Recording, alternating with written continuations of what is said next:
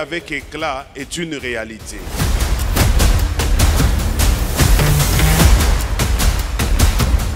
Ne resplendiront que ceux-là qui auront compris qu'il faut s'élever. Encore, déborde encore, Seigneur, déborde encore ce matin. Touche le cœur, touche le cœur, touche le cœur. Déborde encore, Seigneur, déborde, déborde. Alléluia. Oui, déborde encore. Déborde encore, Seigneur. Déborde encore, Seigneur. I wanna run over. Let me run over. Let your power run over again and again. Touch. Touche, Seigneur. Fais que ça déborde. Que cela déborde. Oh, hallelujah. Hallelujah. Hallelujah. Thank you, Lord. Thank you for your presence. Thank you for your glory. Thank you for your anointing. We say thank you, Lord. Because you are worthy to receive all the honor, all the glory. Everything belongs to you. Be praised, be magnified, be glorified in the midst of your people. Hallelujah. We say thank you, Lord, for this wonderful and marvelous day that you have given us to be in your presence. Hallelujah. From the back to the front, from left to the right, let your anointing be present. We say thank you, Lord. Thank you, Jesus. Thank you for your presence. Thank you for your touch. Thank you for your glory. Hallelujah. We shall rise and we shall shine again in this year. Thank you, Jesus. Hallelujah. Amen. Hallelujah. Est-ce que tu peux faire mieux que ça? Acclame le Seigneur. Tu en as le droit, c'est ton droit. Tu n'acclames pas un homme, mais tu acclames celui qui a le premier et le dernier mot sur ta vie. Si lui ne dit un mot, personne ne peut te toucher. Alléluia. Merci Seigneur. Bon dimanche à tous. Que Dieu vous bénisse pour votre présence.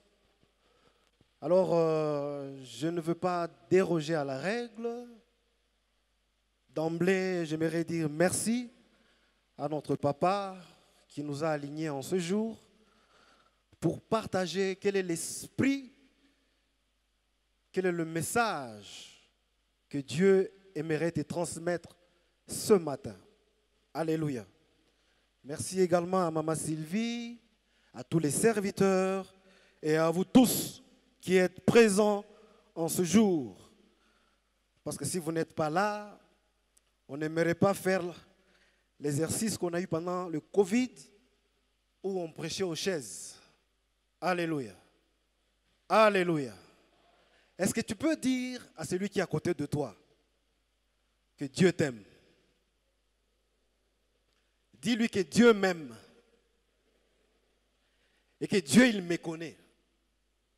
Non, dis-le très bien avec conviction que Dieu m'aime et qu'il me connaît. Savez-vous, nous sommes combien sur la terre? Nous sommes plus ou moins 7 milliards d'individus sur la terre. Des différentes nations, des différentes tribus, des différentes langues, des différentes races. Mais ce matin, je t'ai dit que Dieu, il te connaît. Il te connaît par ton nom. Pas seulement qu'il te connaît, il t'aime. Alléluia. Quel privilège que nous avons ce matin d'être connus et d'être aimés par Dieu. C'est un privilège. Alléluia. Alléluia. Alléluia. Tu n'es pas n'importe qui. Car au ciel, tu as quelqu'un qui te connaît et qui t'aime. Il dit quelque part dans sa parole qu'il ne permettra pas à un seul cheveu de ta tête puisse tomber à terre sans que lui en soit informé. Aujourd'hui, quand tu t'es peigné les cheveux, tu connais le nombre de cheveux qui sont tombés de ta tête? Tu ne connais pas, mais Dieu sait. Et il dit qu'il ne permettra pas à un seul cheveu de tomber de ta tête sans que lui en soit informé. C'est-à-dire les moindres détails insignifiants de ta vie, Dieu est au courant. Alléluia. Dieu, il est au courant. Il n'est pas surpris. Alléluia. Il n'est pas surpris par ce qui t'arrive. Il n'est pas surpris par les événements qui t'entourent. Il te connaît très bien. Même le nombre de tes jours qui sont destinés à ta vie, avant que tu ne sois né, Dieu les connaît tous. Il dit quelque part, qui connaît comment se forment les os dans le ventre d'une femme? Personne ne connaît, mais Dieu sait. Il sait comment se forment les os. Donc, les moindres détails de nos vies, Dieu les connaît. Alléluia. Alors, tu n'as pas le droit de promener des regards inquiets aux circonstances de ta vie.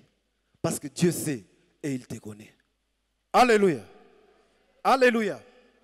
Après que Moïse ait passé le bâton à Josué pour conduire son peuple dans cette marche vers la terre promise, écoutez ce que Dieu dit à Josué. Que ces livres de la loi ne s'écartent pas de ta bouche. Mais qu'est-ce que tu dois faire de ces livres de la loi? Médite-le jour et nuit. J'aime le mot méditer. Quand vous prenez dans les textes anciens, le mot méditer, qui a été transcrit, bien interprété dans le texte hébraïque, si nous voulons le mettre en français, le français d'aujourd'hui, Dieu disait à Josué que ce livre de la loi ne s'écarte pas de ta bouche, mais qu'est-ce que tu dois faire? Soliloque-le. Soliloque-le. C'est en français. Cherchez dans vos téléphones. Vous voyez quand quelqu'un marche sur la route, en train de parler en soi-même, à lui-même. Ce type parle à lui-même. En bon français, on dit, ce monsieur soliloque. Soliloque, c'est-à-dire parler à soi-même à haute voix. Alléluia. Que ce livre de la loi ne s'écarte pas de ta bouche, mais répète-le à haute voix, régulièrement. Vous savez, quand on commence les études, on fait pratiquement 17 ans d'études. Vous avez 5 ans à l'école primaire, plutôt 6 ans à l'école primaire, 6 ans aux humanités et 5 ans à l'université. Quand vous mettez au monde un enfant, vous lui donnez un nom. Et chaque jour, vous répétez le même nom. Pourquoi vous répétez le même nom? C'est pour que l'enfant puisse intégrer entre le nom et sa personne. Alléluia.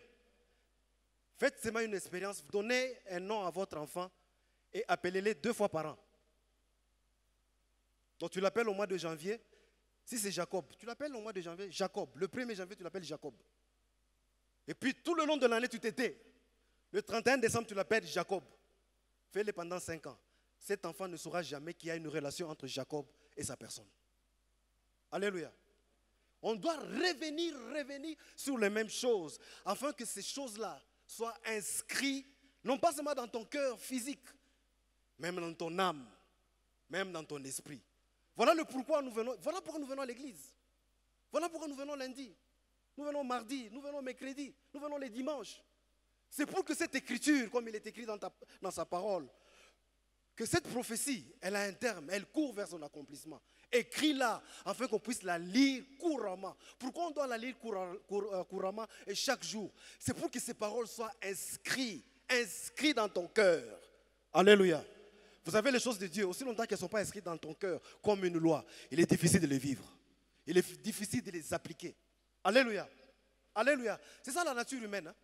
L'homme, aussi longtemps que vous ne lui répétez pas les mêmes choses chaque jour, la loi ne s'écrit pas. Alléluia. Alléluia. Ainsi, ce matin, nous allons répéter. Nous allons revenir encore et encore sur le thème de notre année. Il ne faut pas dire it's boring. Ne dites pas c'est ennuyant. C'est important qu'on revienne sur ces choses. Parce que si cela n'est pas inscrit comme une loi dans ton cœur, dans ton âme, tu ne vivras pas ces choses. Aussi longtemps que ces choses ne sont pas inscrites dans votre cœur comme une loi, vous ne les vivrez pas. Nous irons d'année en année, de thème en thème, mais vous resterez le même. Alléluia. Ainsi, est-ce qu'on peut nous lire, frère Kankens? Nous sommes dans Ésaïe, Ésaïe 60. Vous lisez le premier et le deuxième verset. Est-ce qu'on peut lui donner un micro? Oh, vous avez un micro. Nous lisons les livres de Ésaïe. Lentement, afin que ces choses entrent dans nos cœurs. Non pas seulement pour ce jour, mais pour toute votre vie. Allons-y. Ésaïe chapitre 60, le premier verset au deuxième verset. Nous lisons au nom puissant de Jésus-Christ de Nazareth. Lève-toi, sois éclairé, car ta lumière arrive, et la gloire de l'Éternel s'élève sur toi. Voici, le ténèbre couvre la terre, et l'obscurité le peuple. Mais sur toi, l'Éternel s'élève. Sur toi, sa gloire apparaît. Parole du Seigneur. Est-ce que vous pouvez également aller dans le livre de Luc, chapitre 4, Luc chapitre 4, le verset 1. Verset 1, nous lisons au nom de Jésus. Jésus, rempli du Saint-Esprit, revint du Jourdain, et il fut conduit par l'Esprit dans le désert. Et puis vous allez 16 à 18. Il se rendit à Nazareth, où il avait été élevé, et selon sa coutume, il entra dans la synagogue le jour du sabbat. Il se leva pour faire la lecture, comme nous le faisons, et on lui remit le livre du prophète Ésaïe. L'ayant déroulé, il trouva l'endroit où il est écrit: l'Esprit du Seigneur est sur moi, parce qu'il m'a oint pour annoncer une bonne nouvelle aux pauvres. Il m'a envoyé pour guérir ceux qui ont le cœur brisé. Amen. Alléluia. Amen. Dans la version Le Semeur, voici ce que la Bible déclare. Lève-toi, resplendis, car voici ta lumière.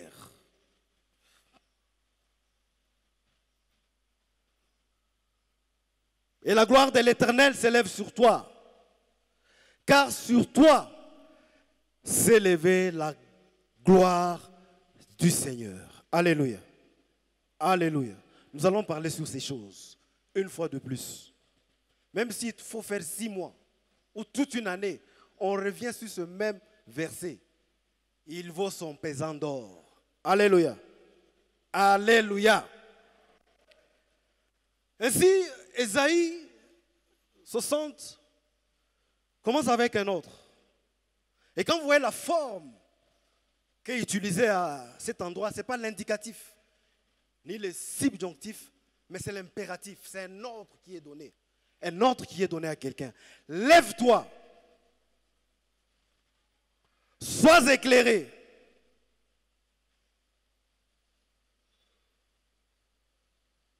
Comment est-ce qu'une lumière... Parce que quand vous lisez la deuxième partie, on dit, lève-toi, sois éclairé, car ta lumière arrive.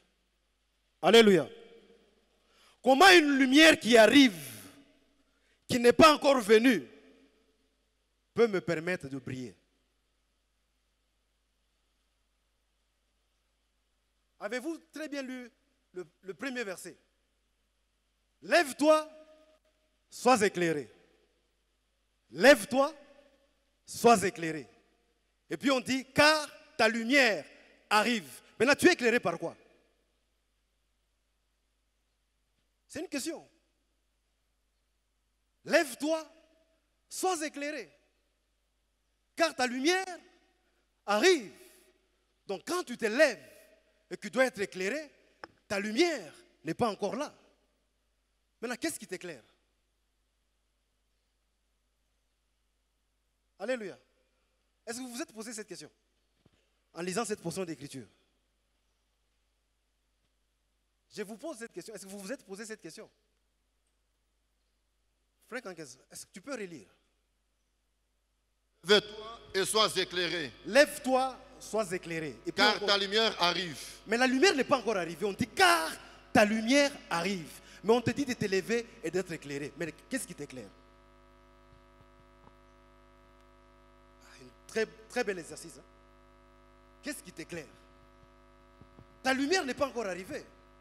Mais on dit de te lever et d'être éclairé. C'est ça que nous allons voir aujourd'hui. C'est à quoi l'Esprit de Dieu m'a... Quand je lisais là-bas, je me suis posé cette question. Mais finalement, on dit de nous élever et d'être éclairés. Mais on dit également que notre lumière arrive. Maintenant, finalement, qu'est-ce qui nous éclaire quand on s'élève? Alléluia. Voilà, quand vous lisez la Bible, ne la lisez pas comme un roman. Lisez en vous posant des questions.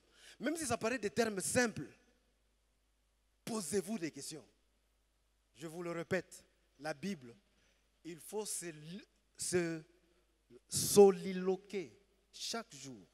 Répète à devenir même fou. Chaque jour, reprends cette parole, relis-la régulièrement et tu comprendras qu'il y a une lumière que Dieu te réserve. Alors, la question qu'on se pose ce matin, on doit se lever, on doit être éclairé, car la lumière qui doit nous éclairer, elle n'est pas encore là. Mais on nous dit qu'elle arrive. Maintenant, quelle est la lumière qui doit nous éclairer? Elle n'est pas encore là, mais elle arrive. Et on continue en disant que la gloire de Dieu s'élève sur toi. De quelle lumière je dois briller? De quelle lumière je dois briller en m'élevant alors que ma lumière n'est pas encore arrivée? Alléluia. Alléluia. Lève-toi. Ça, c'est une production personnelle. C'est un effort personnel que vous et moi, nous devons faire. C'est un ordre qui est donné par Dieu. Cette activité ne vient pas de Dieu. Quand on dit lève-toi, ce n'est pas Dieu qui te fait lever. Il te donne tout simplement un ordre. Lève-toi. C'est une ordonnance. Lève-toi et sois éclairé. C'est ta part. Ce que Dieu te demande ce matin, ce que Dieu te demande tout au long de cette année, ce que Dieu te demande dans ta vie, il te demande de t'élever. Alléluia. Ne peut s'élever que celui qui est assis. Alors si Dieu a inspiré à notre papa ce thème, c'est que Dieu a vu que parmi nous, beaucoup étaient assis. Et qu'il nous demande cette année de nous lever. Afin que nous soyons éclairés. Car notre lumière arrive. Mais avant que notre lumière arrive, nous devons nous lever et être éclairés. Maintenant, qu'est-ce qui doit nous éclairer ce matin? Qu'est-ce qui doit nous éclairer, pas seulement ce matin, sur toute notre vie? Alléluia. Donc, se lever, c'est un mouvement de foi. Quand Dieu te demande de te lever ce matin, c'est un mouvement de foi. C'est un mouvement que tu crées au-dedans de toi et qui démontre que tu as la foi. Alléluia. Alléluia. Car il y a dans ton cœur, il y a des choses qui te permettent de recevoir la gloire qui vient de Dieu. Alléluia. C'est une instruction. C'est un ordre. C'est une ordonnance que Dieu nous a donnée tout le long de cette année. Pas seulement cette année, tout le long de ta vie. Il te demande de t'élever. Maintenant, comment s'élever et comment briller sans la lumière qui vient de l'extérieur? Premier point. La chose que tu dois retenir, premièrement, c'est ta responsabilité personnelle. C'est toi qui te lèves et non Dieu. Alléluia. Alléluia. Dieu ne se lève pas à ta place. C'est ta responsabilité personnelle. Vous voyez, quand on donne un thème, comme on a dit cette année, c'est l'année de resplendissement. Cela ne viendra pas comme un bâton magique. Cela ne viendra pas comme une génération spontanée. Donc tu te réveilles le matin, tu es en train de resplendir. Ça, c'est tout simplement la sorcellerie à ciel ouvert. Il n'y a que les magiciens qui font ces choses pareilles. Mais avec Dieu, c'est tout un processus. Tu dois commencer par comprendre ce que Dieu veut de toi. Et quand tu as compris, tu agis par rapport à ce que tu as compris. C'est de cette manière que tu vas finir par resplendir. Alléluia. Alors j'ai dit la première chose que nous devons mettre en tête, c'est notre responsabilité. Car l'action de s'élever ne vient pas de Dieu, mais c'est à toi de te lever. Alléluia. Alléluia. De deux, qu'est-ce que nous devons faire? Quand tu te lèves, il y a une lumière qui n'est pas de l'extérieur, mais qui se trouve à l'intérieur de toi et qui va commencer à se manifester. Et cette lumière a plusieurs aspects. J'espère que vous me suivez. C'est quand tu te lèves, tu prends conscience que tu étais assis et que tu te lèves et que tu commences à être éclairé de l'intérieur. La première des choses que je vous ai dit, c'est de ta responsabilité de t'élever, car c'est un ordre, c'est une ordonnance que Dieu t'a donnée en cette année et qui te le répète ce matin. Tu dois t'élever, c'est toi, c'est à toi de te lever, ce n'est pas à Dieu, c'est toi. Retiens dans ta tête que cela entre dans ton cerveau, dans ton âme, dans ton esprit. Ce matin, c'est à toi, c'est à nous tous de nous lever. C'est une action qui vient de nous, qui vient de l'homme, qui ne vient pas de Dieu, mais qui vient de toi. C'est à toi de te lever. Et la deuxième des choses, quand tu te lèves, comment cette lumière qui t'éclaire au-dedans de toi se manifeste? Elle se manifeste par une grande conviction intérieure. Je reprends. Elle se manifeste, cette lumière-là, quand tu te lèves, qui est au-dedans de toi, elle commence d'abord par se manifester par une grande conviction à l'intérieur de toi. Alléluia. Ou bien elle peut être liée à ce que moi j'appelle les impressions prophétiques. Alléluia. À des impressions prophétiques. Ou bien à des visions prophétiques. Dieu peut te donner une vision prophétique de l'intérieur. De toi, au-dedans de toi. Tu sens une conviction ferme. Alléluia. Ou bien à des sensations prophétiques. Voilà cette lumière interne au-dedans de toi, ce qu'elle peut générer. Je reprends. Grande conviction dans ton cœur, dans ton esprit, dans ton âme. Des impressions prophétiques, des visions prophétiques et des sensations prophétiques. Ce sont des choses que tu ne peux pas expliquer. Tu le ressens toi-même. Tu ne peux pas, nous, on ne peut pas te comprendre. Quand tu t'es levé et que ces choses se sont créées au-dedans de toi, on ne peut pas te comprendre. Il n'y a que toi et ton Dieu. Et c'est lui qui a généré ces convictions, ces sensations, ces visions prophétiques, cette propension prophétique. Il n'y a que toi seul et ton Dieu, toi seul et ton cœur qui peuvent les comprendre facilement. Alléluia. Même si le monde ne te comprend pas, même si nous qui sommes tout autour de toi, nous ne te comprenons pas, cette chose-là, elle est en toi, elle est au-dedans de toi, elle ne vient pas de l'extérieur. Cette lumière, elle est ancrée au-dedans de toi. Alléluia. Amen. Voilà ce que cette lumière fait. On ne peut pas te comprendre, seul toi-même. Et sur base de cette conviction, il y a une lumière qui jaillit au-dedans de toi. Ce n'est pas trop philosophique, ce sont des choses terre à terre. Alléluia. Vous sentez au-dedans de vous des choses que personne d'autre ne peut les expliquer. Même si on se met à 1000 et que on ne peut pas te comprendre. Parce que ça vient de dedans de toi. Alléluia. Alléluia. La première des choses que nous devons comprendre ce matin, c'est que la vie chrétienne, nous devons le retenir. Ce n'est pas l'aspect extérieur. La vie chrétienne, nous la vivons d'abord à l'intérieur de nous-mêmes. La Bible ne dit-elle pas que l'Esprit du Seigneur rend témoignage à notre esprit que nous sommes enfants de Dieu? C'est au-dedans de toi. Ce ne sont pas les aspects extérieurs qui nous montrent que tu es chrétien. C'est l'homme là à l'intérieur qui sait réellement que tu es chrétien. Pour vivre la vie chrétienne, ce n'est pas l'extérieur, c'est l'intérieur. Elle va de l'intérieur vers l'extérieur. Alléluia. Ça, ce sont des principes de base que tout homme, toute femme qui est chrétien doit connaître. C'est que la vie chrétienne, on ne la vit pas à l'extérieur. Ce ne sont pas les formes extérieures, les formes pieuses extérieures, où tu pries, tu bouges la tête, où tu es dans un état où on ne sait pas te reconnaître. Ça, ce sont les aspects extérieurs qui ne peuvent pas nous convaincre de l'homme qui est à l'intérieur. Mais la vie chrétienne réelle, elle vient de l'intérieur. Si elle est là, elle est dedans, elle finira par transparaître à l'extérieur. On ne peut pas la fermer dans un cocon. On ne peut pas l'enfermer dans une boîte. Elle finira par sortir. Alléluia. Il y aura une adéquation, une relation entre ce qui est à l'intérieur et ce qui est à l'extérieur. Alléluia.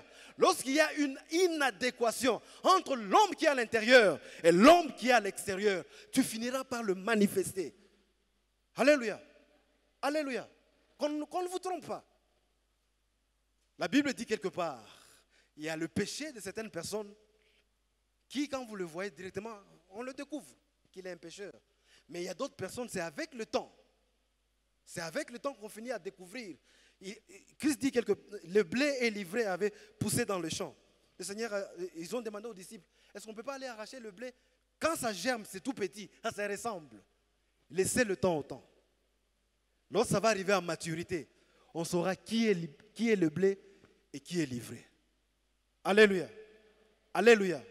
Alors, je vous dis et je vous le répète, la vie chrétienne, elle est d'abord interne. Alléluia. C'est cette lumière qui nous conduit à prendre notre responsabilité, qui nous donne ces impressions, ces convictions, et qui nous disent réellement que nous sommes enfants de Dieu. Je disais que la vie chrétienne, elle vient de l'intérieur vers l'extérieur.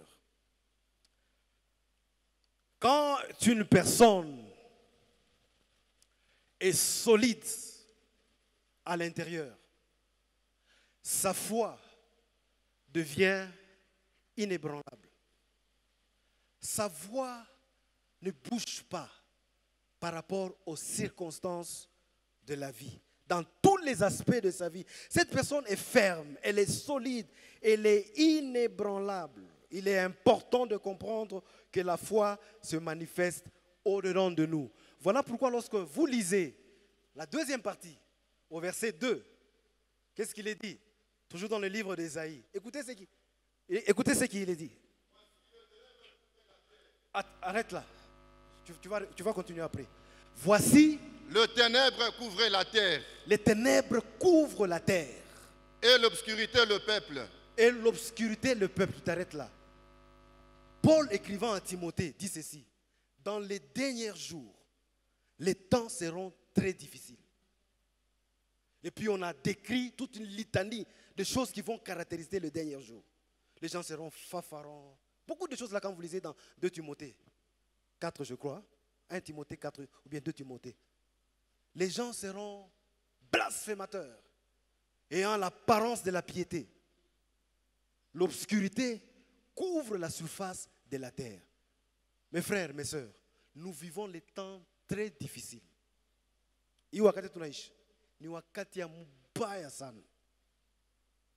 J'ai suivi les informations il y a 2 ou 3 jours. La Pologne vient d'adopter au Parlement, dans leur Parlement. Ils ont inscrit ça en lettres d'or dans leur constitution. Or, c'est parmi les pays les plus conservateurs. Ce sont des pays vraiment très catholiques, très très catholiques, des conservateurs. Ils viennent de voter dans leur loi. Quand vous regardez la télé, lisez aussi les signes du temps. Ne regardez pas pour regarder. Ils viennent d'adopter dans leur constitution. Le mariage homosexuel est maintenant légalisé. Pologne. Il n'y a pas longtemps, le pape a dit qu'on peut marier maintenant les hommes et les femmes dans les églises. Les églises catholiques ont refusé, africaines, parce que c'est contraire à notre tradition. Mais ne vous en faites pas, ça va arriver. Ça va arriver. Parce que nous, l'Afrique, qu'est-ce que nous faisons? Nous gobons tout ce qui vient de l'Europe. Il y avait un conseil en 2015 des églises méthodistes aux États-Unis. l'église méthodiste en Afrique s'est séparée de l'église méthodiste aux États-Unis. Parce que l'église méthodiste aux États-Unis a accepté le mariage des homosexuels. Et les Africains qui étaient à cette convention, ils ont dit non, niet. Mais je vous dis, ça va arriver. Qu'on le veuille ou pas, ça va arriver. Alléluia. Il y a une femme, elle est chrétienne, dans un des États des États-Unis. Elle est greffière, je crois, dans l'histoire là de parquet qu'on sort. Elle devait noter, ratifier un mariage qui était entre un homme et un homme. Et cette femme a refusé. Et qu'est-ce qu'on a fait de cette femme? On l'a chassée. Elle a perdu son emploi. Parce que l'état dans lequel où elle vit, on dit, on peut marier les hommes et les hommes. La Bible dit, il va arriver un temps où nous devons lutter, aller jusqu'au sang. Ce temps vient. Maintenant, où est un pied dedans, un pied dehors? Tu sauras. Voici les ténèbres couvrent la surface de la terre. Mais sur toi, Dieu dit, sois éclairé, car ta lumière arrive. Le temps dans lequel nous allons, ce sont des temps très difficiles, des temps très fâcheux. Où le faux va combattre le vrai. Alléluia. On peut être Daniel. On refuse de s'incliner devant les idoles du roi. Même si on est jeté dans la fosse, les lions ne nous feront pas rien. Ils ne nous feront rien. Alléluia. On peut refuser de manger les viandes qui sont sacrifiées aux idoles. Notre santé sera meilleure et notre état spirituel sera regaillardi. Alléluia. On peut être Joseph et refuser de coucher avec la femme de Potiphar. Parce que la lumière qui est au-dedans de toi t'éclaire et te montre la voie. Alléluia. Pas de compromission. Mais les petits péchés déjà, tu es dans la compromission.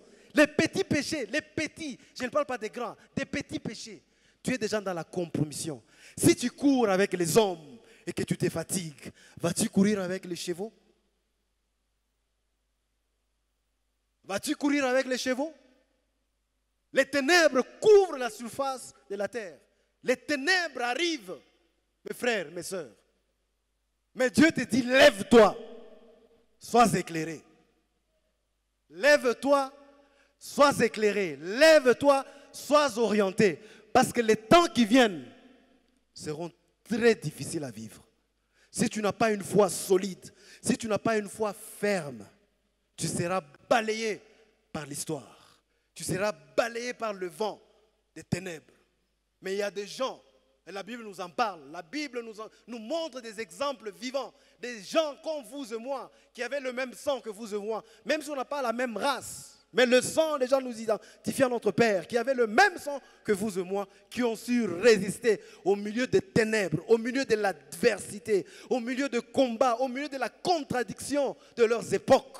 Mais ils ont su tenir ferme, parce que la foi vient de l'intérieur. Alléluia. Et cette foi qui vient de l'intérieur, elle est inébranlable, parce qu'elle s'appuie sur les connaissances réelles de la parole de Dieu.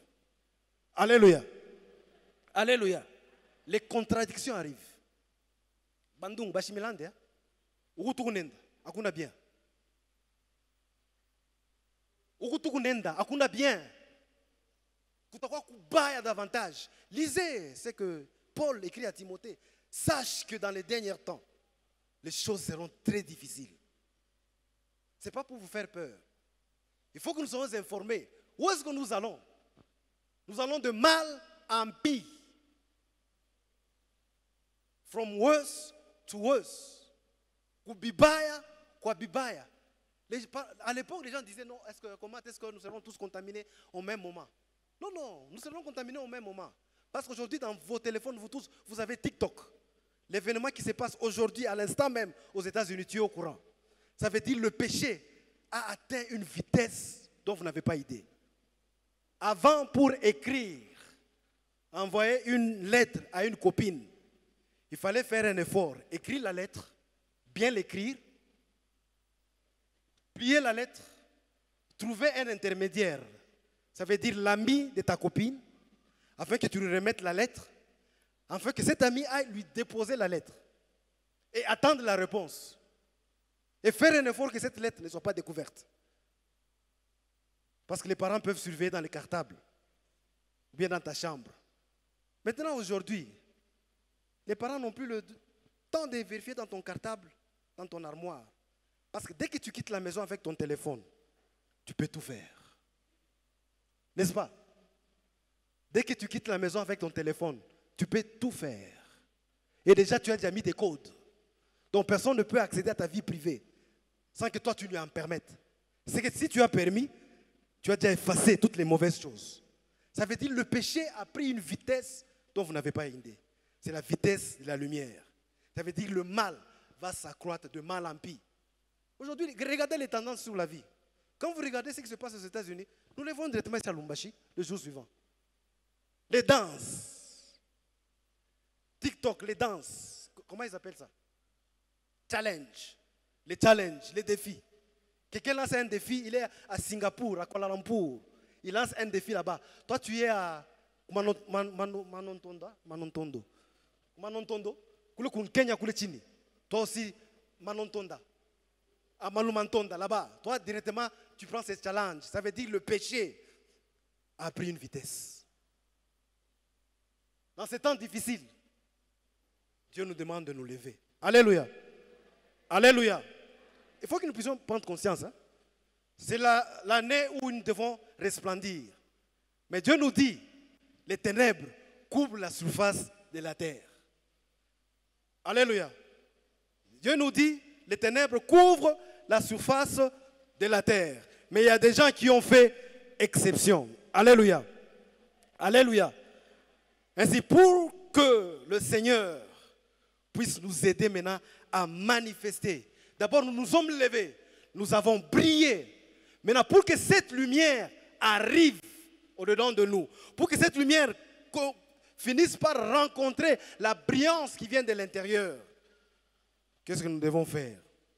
Quelle est l'action que nous devons entreprendre? C'est là où nous avons lu dans les livres de Luc, chapitre 4, à partir du verset 1. Écoutez, est-ce qu'on peut nous lire le verset 1? Luc, mon temps est parti. Hein?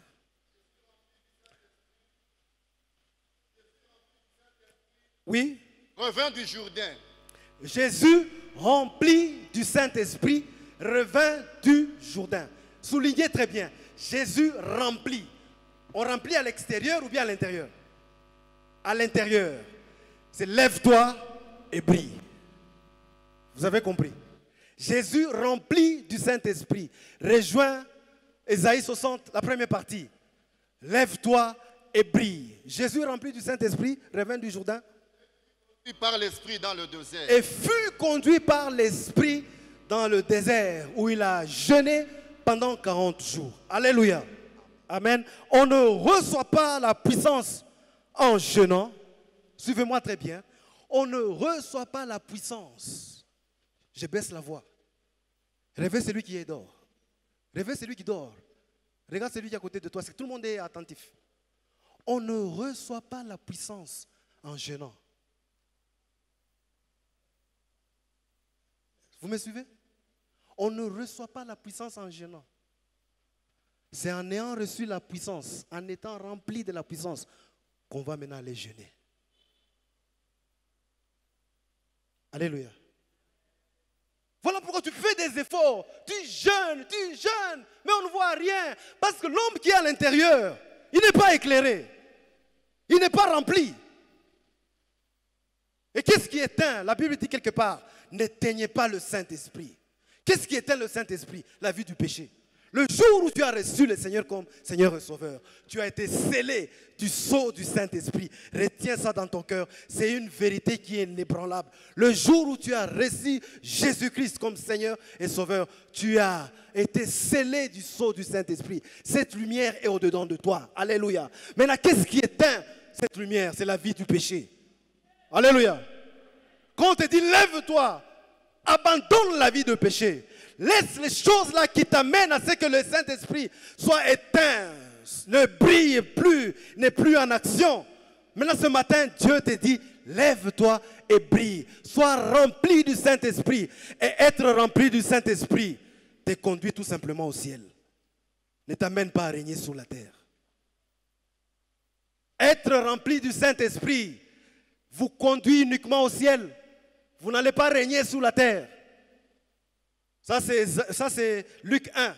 Jésus, rempli du Saint-Esprit, fut conduit dans le désert. Après qu'il ait fait tout ce qu'il a fait dans le désert, quand vous lisez maintenant dans le chapitre 17, plutôt dans le verset 17, on dit, tu peux lire?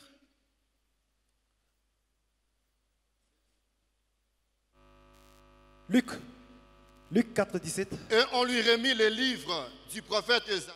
Oui, continue. Non, va. L'ayant déroulé, il trouva l'endroit où il est écrit, l'Esprit du Seigneur est sur moi. Arrête là. Il reprend Ésaïe 61. Il dit maintenant, l'Esprit du Seigneur est sur moi. Luc 4, 1, il dit, Jésus rempli du Saint-Esprit fut conduit. Mais là, on nous dit, l'Esprit du Seigneur est sur moi. L'Esprit du Seigneur est sur moi. C'est deux choses différentes. Rempli du Saint-Esprit, il fut conduit dans le désert.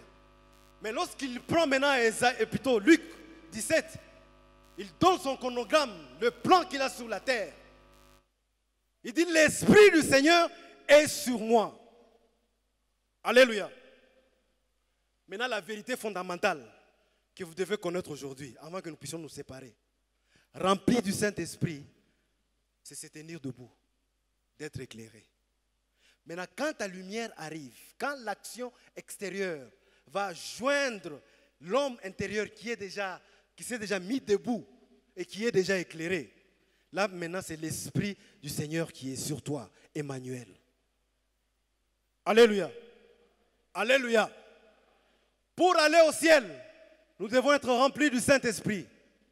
Pour régner sur la terre et que la gloire de Dieu puisse paraître, l'Esprit du Seigneur doit être sur toi. L'Esprit du Seigneur est sur moi, car il m'a oint pour. L'Esprit du Seigneur doit être sur vous pour régner sur la terre. Et c'est de cette manière que vous allez voir la gloire de Dieu dans votre vie. Il y a des gens qui iront au paradis, mais qui ne verront pas la gloire de Dieu sur la terre parce qu'ils ne laissent pas l'Esprit du Seigneur d'être sur eux.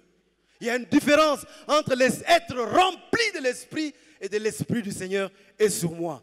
Être rempli de l'Esprit, c'est de lève-toi et sois éclairé. Mais être conduit par l'Esprit,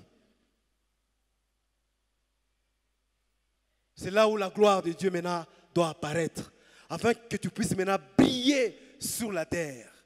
Pour briller sur la terre, mon frère, ma soeur, pour que cette gloire de Dieu qui arrive puisse te permettre à briller sur la terre, l'Esprit du Seigneur doit être sur toi. Au-delà d'être en toi, l'Esprit du Seigneur doit être maintenant sur toi. C'est de cet esprit-là qui doit maintenant te donner des convictions pour faire le commerce, pour faire les affaires, pour faire de bonnes études, pour briller dans cette vie. Parmi les gens de ta génération, pour briller, tu as besoin de l'Esprit du Seigneur sur toi. Parce qu'aussi longtemps que l'Esprit de Dieu n'est qu'en toi, rempli en toi, c'est la licence vers le ciel. Mais pour régner sur cette terre, pour resplendir sur cette terre, tu as besoin de l'Esprit de Dieu sur toi. Maintenant, pour que l'Esprit de Dieu soit sur toi, il faut que le travail commence à l'intérieur, au-dedans de toi. Parce qu'il doit y avoir une adéquation entre l'homme intérieur et l'aspect extérieur, afin que ces deux puissent faire symbiose et mariage. Quand il n'y a pas d'adéquation, tu ne brilleras jamais. Je te le répète, tu ne brilleras jamais. Tu peux monter, descendre, tu ne brilleras jamais. Vous pouvez me poser la question, pourquoi est-ce que les hommes de ce monde brillent? Ils sont en adéquation entre la vie de péché au-dedans d'eux et le diable qui les conduit. Il leur donne la réussite. Nous aussi, pour briller dans ce monde, nous devons être en équilibre entre l'homme intérieur et l'Esprit de Dieu sur nous. Nous n'avons pas besoin seulement d'avoir le Saint-Esprit, parler en langue comme on veut. On a besoin également d'avoir l'Esprit de Dieu sur nous, afin de nous donner une voie, la conduite. C'est de cette manière que nous allons prier. Que Dieu vous bénisse et bon dimanche. Je demande à papa, il va prier pour nous et recommander nos chemins entre les mains du Seigneur. Nous allons prier le Seigneur. Père éternel, Dieu Tout-Puissant, nous te disons merci pour ces dimanches merveilleux que nous avons passés dans ta présence. Tous les instants que nous avons passés ont été très merveilleux. Et nous te disons maintenant, agrée nos retours, mais avant cela, nous voulons insister sur la parole que nous avons écoutée afin que chacun de nous puisse être rempli du Saint-Esprit au-dedans de lui et que cet esprit puisse arriver à déborder, comme David dit, que lorsque Dieu dresse une table en face de ses adversaires, il oint d'huile sa tête jusqu'à ce que la coupe va déborder.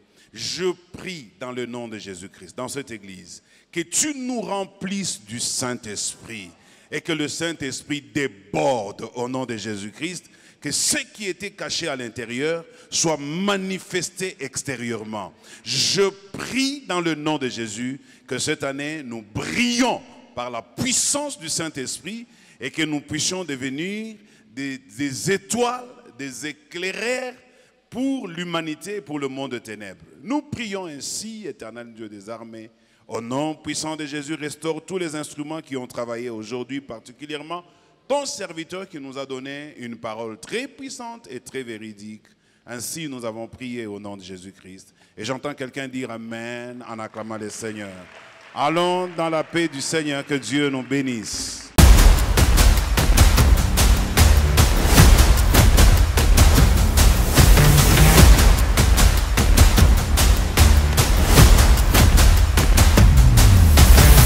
Briller avec éclat est une réalité.